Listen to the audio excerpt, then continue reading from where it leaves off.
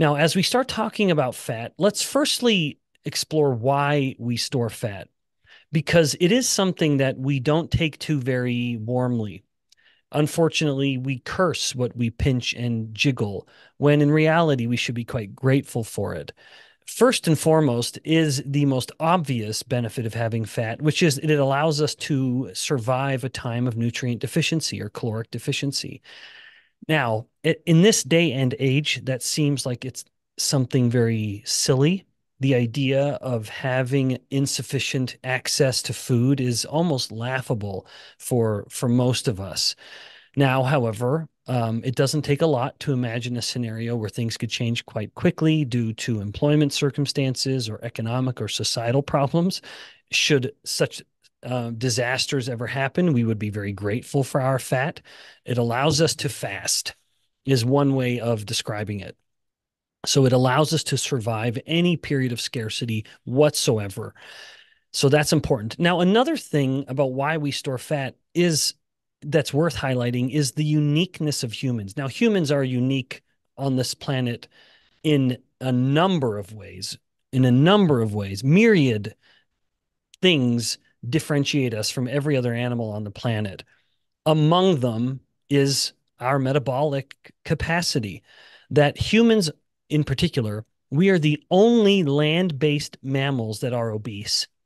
And we're certainly the only ones that are born obese. Now, there are some other animals that can get fat, but even animals that you typically think of as fat aren't really. Like a cow is very, very lean.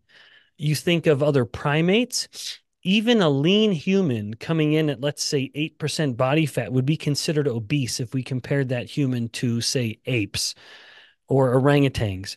Now, those animals may have really distended bellies, but it's just because they're fermenting so much of the plants they're eating that it's constantly distended. But in reality, the actual amount of body fat they have is exquisitely low. So we are, again, very unique in that we are born obese. We are the only mammals land-based, because water-based, like dolphins or whales, of course, are a bit of an exception. They're fatter, but we're not them. We don't live on the ocean. We live on the land, and we're the only ones born obese. Now, why? That's a matter of some speculation, some theory when it comes to some of the understandings of how we became who we are. How did we become the thinking, big-brained humans that we are today? There is a theory in the realm of evolution, as it's all theoretical, that is called the expensive tissue hypothesis. And the expensive tissue hypothesis posits that and there's another theory I'll mention in a moment that's a little more closely related, but the expensive tissue hypothesis basically posits that it's our ability to both eat and store more fat that allowed our brains to get bigger and our intestines to get shorter. And those are some of the substantial differences between humans and other primates like apes, etc. Now, another theory of evolution is one called the shore-based theory of evolution, and that is a little more nuanced, but this most succinct version of it is perhaps that we are born with large brains, and the shore-based theory being that we have access to omega-3 fats in particular that help fuel brain growth. But then as a part of that theory is this idea that by being born obese, a baby has the ability to born a human baby has the ability to to burn a lot of fat. And when we burn a lot of fat, we make ketones very, very readily. Now, there are some funny ideas about ketones burning a baby's brain or some such nonsense. The reality of human metabolism is that when a human baby doesn't eat for just a couple hours, they will get into they're burning so much fat because they have so much fat because they're born obese that they will get into a deeper state of ketosis than an adult human will after even about 2 days rather straight of fasting. So babies get into deep ketosis substantially and very, very quickly. And it's thought to be an adaptive mechanism to help fuel the brain because the brain thrives so well on ketones. But it is worth appreciating that perhaps one of the reasons we are born fat is because our brain benefits so much from that fat because of our ability to rely on fat as a primary metabolic fuel, and in so doing, creating ketones to fuel the brain. Because the more we're learning about brain metabolism, and here I am coming back to that topic, the more we appreciate that the brain thrives on ketones. Now, in addition to the caloric reserve and the potential to protect ourselves from scarcity with fat and the energy that it stores, is just the fact that fat can provide some degree of protection and insulation.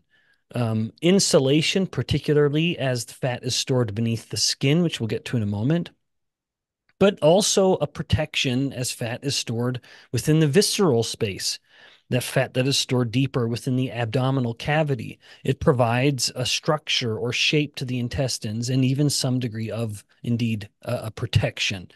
It's also very much a part of the immune system. Speaking of the visceral fat, that is the fat, again, that's deep within the abdominal cavity. It is richly loaded with lymph nodes.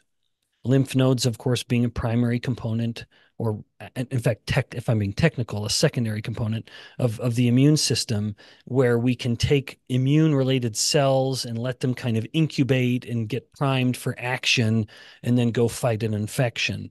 So visceral fat is very much connected to the immune system, and that ends up actually being a blessing and a curse, as we'll get to later. Okay, now let's transition from the evolutionary role and some of the theories of why we are uniquely fat among the mammals on the Earth. And then let's move into understanding the different types of fat. Now, there are two different ways of classifying fat tissue, and you've heard these before, I'm sure. One way is where we store it, and then the other way is how that fat behaves. So let's just talk about the actual location because it's the simplest idea. We primarily store fat in two depots, two distinct areas, and that is subcutaneous. That's the fat that's stored right beneath the skin that I just mentioned a moment ago that acts as a bit of an insulation. So we have subcutaneous fat, and then we have visceral fat. Again, both of these are fats I just mentioned. Visceral fat being the fat that is stored deeper within the abdominal cavity. Now, there are some sex differences in genetics that play into this that we'll get to in a moment. But one way of thinking about the differences is if you can pinch and jiggle it, it is subcutaneous fat. And then visceral fat, of course, is fat you cannot see. However, let's imagine, if you will, two men. They are best pals. They do everything together, and they've both gained 50 pounds of pure fat since they graduated from college 30 years ago. Not an uncommon amount of fat gain. They've gained the same amount of body fat again. And then they're the same weight, same height, everything. But you look at them, and one of them has fat that is spilling over his swim trunks. It's just sort of gushing or kind of flowing down his body, hanging on him. The other man, you can pinch and jiggle, and boy, does it jiggle. The other guy has a big protruding belly, and it does not jiggle. You smack it, and it is hard. Which one of those two fellas do you think has more subcutaneous fat, or in other words, fat that is stored beneath the skin? And which one do you think has more visceral fat, fat stored within the abdominal cavity? Yeah, of course, the subcutaneous fat is the former, the one whose fat is pinchable and jiggable and spilling down over the sides of his swim trunks.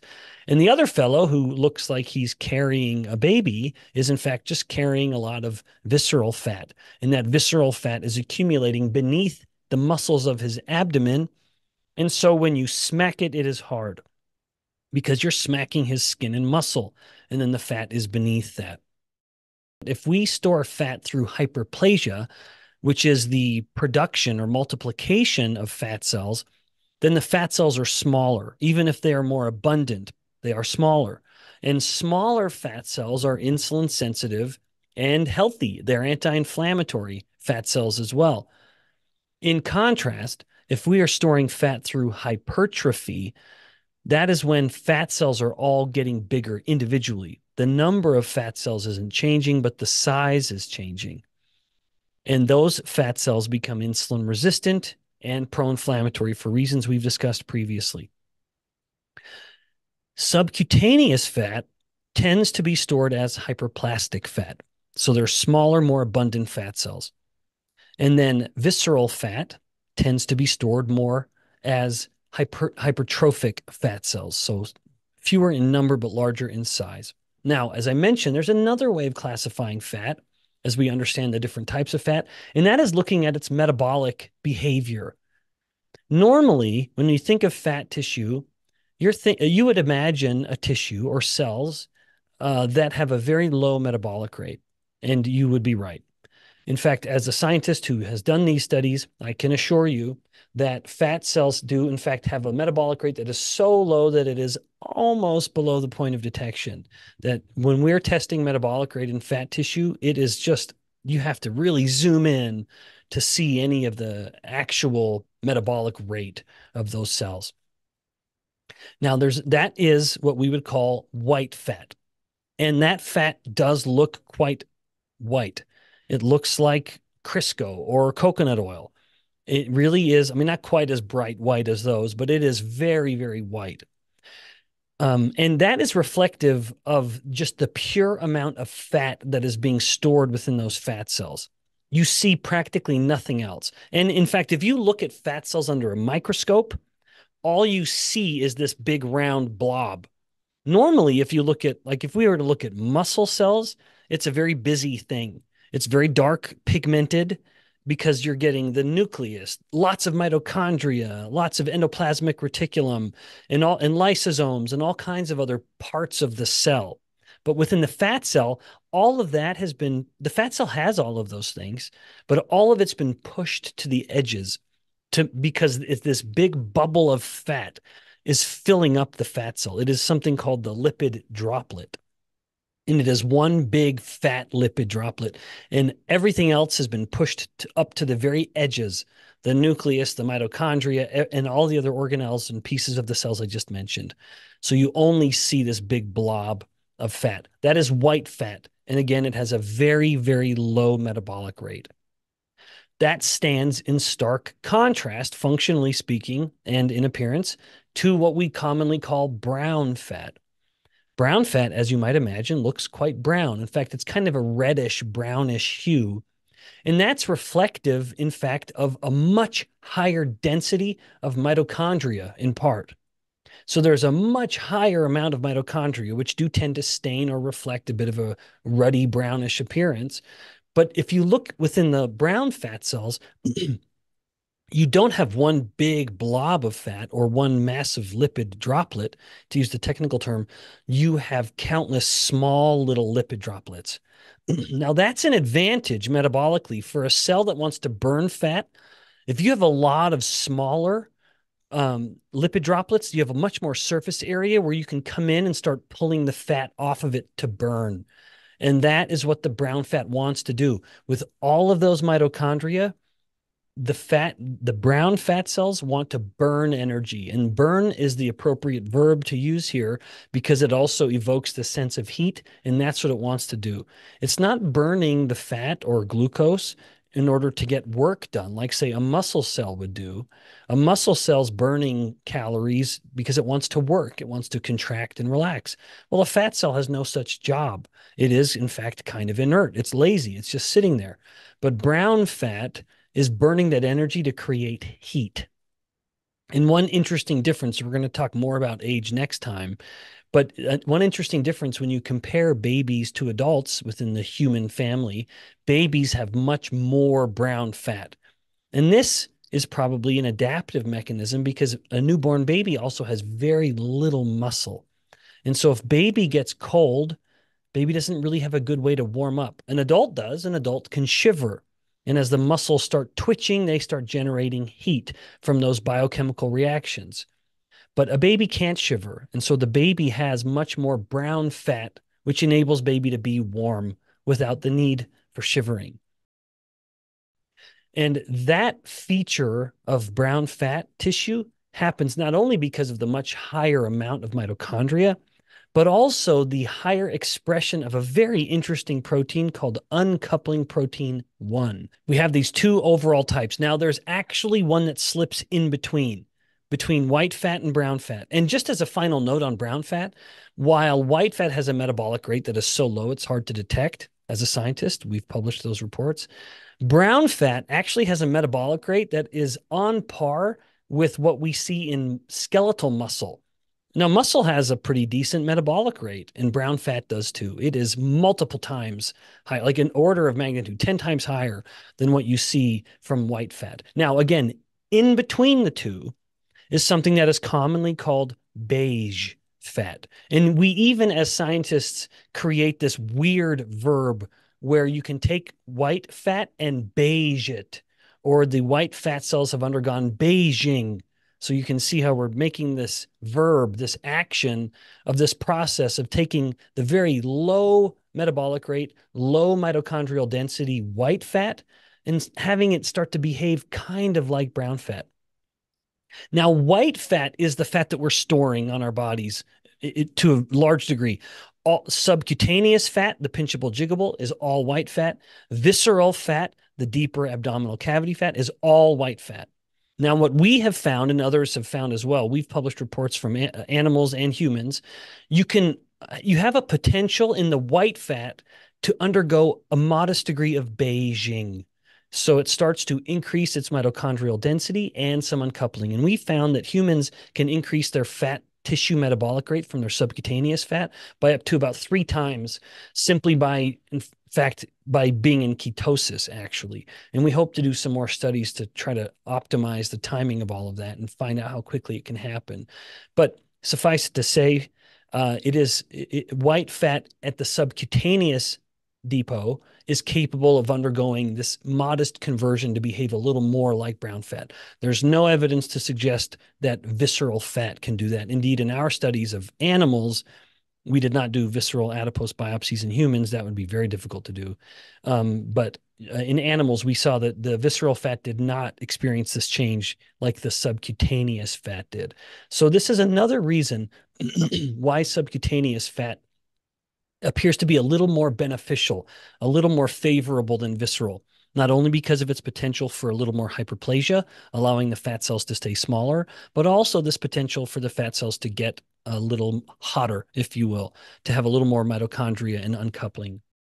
First of all, it's just worth highlighting the digestion of nutrients. That when we eat fat, that fat will move through, it gets digested in a bit of a curious way, which is that unlike any of the other nutrients, it moves into the lymph first. And then after moving through the lymph, it comes into the blood vessels where it can then start interacting with cells and getting stored. And it is doing so on a chylomicron, and it's moving within that big chylomicron like a big bus. It's being carried in the form of triglycerides. And then different tissues are going to pull a little bit from that, but generally the chylomicron is going to go to the liver, and the liver is going to take care of it. It's going to store some, or it's going to repackage it and release it as a VLDL, another bus that's carrying different fats and different proteins.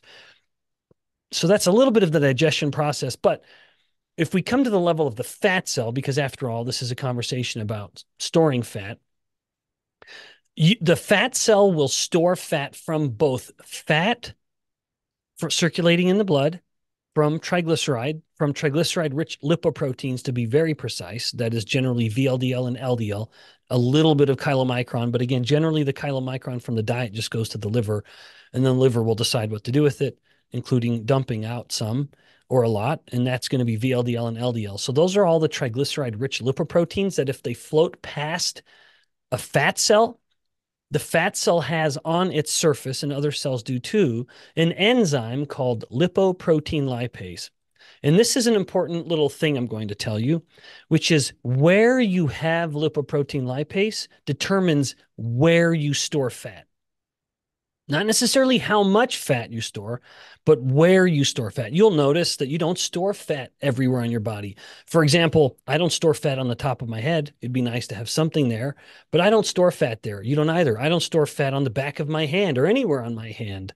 I don't have lipoprotein lipase on my hand within that part of my body. I do have lipoprotein lipase, for example, on my belly, and that's, of course, largely because I'm a man, but even still, as the triglyceride-rich lipoprotein is flowing through the blood, like VLDL or LDL especially, where we have lipoprotein lipase is where we're generally going to store more fat. And in the very next segment, in just a moment, we're going to talk about the genetics and the environmental factors that play into it. But in addition to fat contributing to fat storage, of course, we have one other one. It's not going to be proteins or amino acids. It's going to be glucose. Fat can convert glucose into fat very, very well. Anyone who tells you anything differently than that is wrong. The fat cell is perfectly capable and even delighted to take in glucose and turn it to fat. What is essential in this process is, in fact, insulin. Insulin is essential at allowing a fat cell to store more fat. The evidence for this is so obvious, not only in fat cell cultures, as I've elaborated on before. We have fat cells growing in my lab literally right now, and they're surrounded by fats and glucose, all the energy they would need to get big. And they will stay very small, skinny little fat cells until we spike insulin into the culture. When we put insulin in, now the fat cells know what to do, and that is to promote overall the storage. And insulin is absolutely critical. Even in the case of a whole body, if you have a person with type 1 diabetes, they can eat whatever they want, and they need only to skip or deliberately underdose their insulin injections, and they will be as thin as they want. There will not only be no lipogenesis, which is the synthesis of new stored fat, there will also be nothing to turn off lipolysis, which is the breakdown of fat. And that's where insulin is particularly powerful at inhibiting lipolysis, so preventing the breakdown, forcing the fat cell to hold on to whatever fat it's storing. There is, of course, genetic predisposition. It's not that you're going to have a specific gene or a variant of a gene that's going to determine how much fat, but rather, even though there are some genes that are very much influential there, like MC4R or leptin, but these are mutations that are very uncommon. This is not your garden variety. I'm gaining weight or I'm even obese. There's no distinct genetic mutation in the average version of having too much body fat.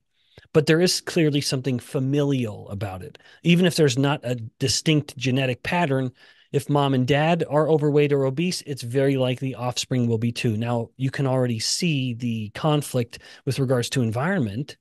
You know, the same environment that's making mom and dad obese is going to be the same environment that this child is being raised in. But even beyond that, there is, in fact, a familial inheritance to this, not only determining how much body fat gets stored, but also even where a person is storing fat. If you are someone who struggles with fat and you look at your parents or siblings and they do too, this is just going to be something that is more of a struggle. There are, of course, dietary influences, and indeed, I would say these are the most relevant. But perhaps the most succinct way of describing the relevance of diet is that there must be two conditions that are met to promote the storage of fat.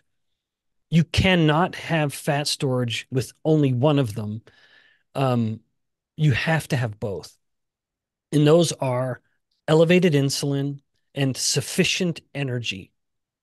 Now, that latter point, I understand it perhaps comes off as a little vague. So let me explain it in the context of the first point. Sufficient insulin.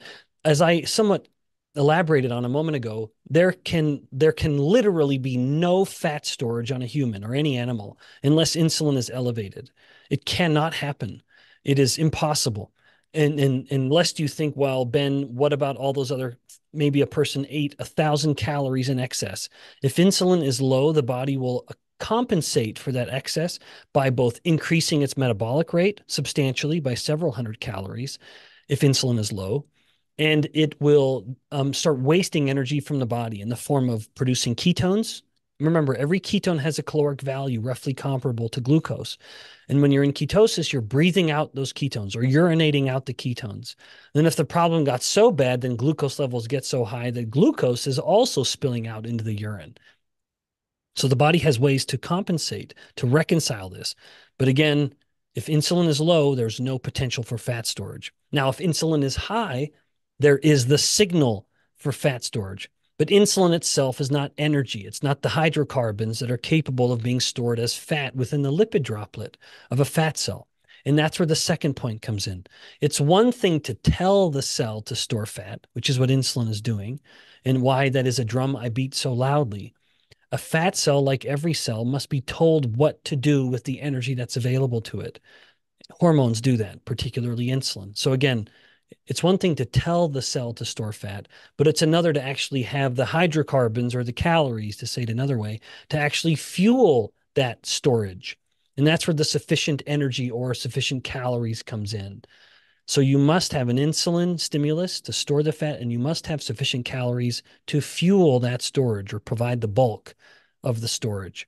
And then physical activity, exercise is generally irrelevant, to be frank.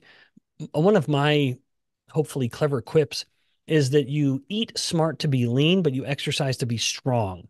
And so there's not really much to say. Studies that have looked only at physical activity find that it's generally a big failure. And that's in part because if you exercise more, not only are you actually burning a fantastically small amount of calories of energy, but then you also compensate usually by getting a little hungrier the next day or so. Maybe not immediately after, within the first few hours, but give it a little time and your hunger will go up.